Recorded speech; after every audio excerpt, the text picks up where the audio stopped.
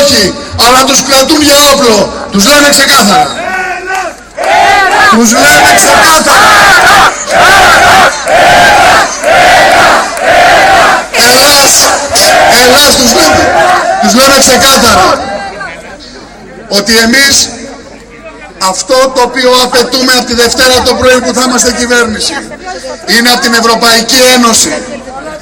Ευρωπαϊκή Ένωση, να πιέσει την Τουρκία με ό,τι μέσον έχει, διακόπτοντας κάθε χρηματοδότηση, να εφαρμόσει τη συνθήκη επαναπροώθησης των λαθρομεταναστών, δηλαδή να γυρίσουν πίσω από την πύλη εισόδου.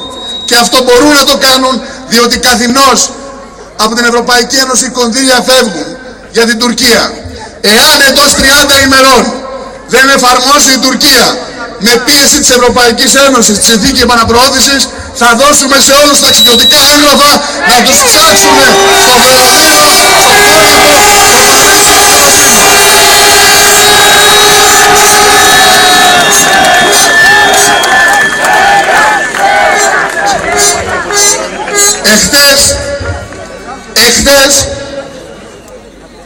Εχθές από το Ζάπιο απέναντι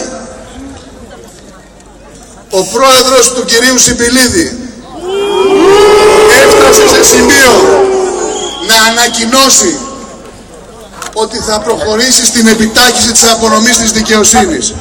Ποια είναι η επιτάχυνση της απονομής δικαιοσύνης? Η εξυπηρέτηση των εισπρακτικών εταιριών. Ακούστε τι είπε. Τριπλασιάζει, λέει, το παράβολο στη δικαιοσύνη. Δηλαδή, εάν αύριο σε έναν Έλληνα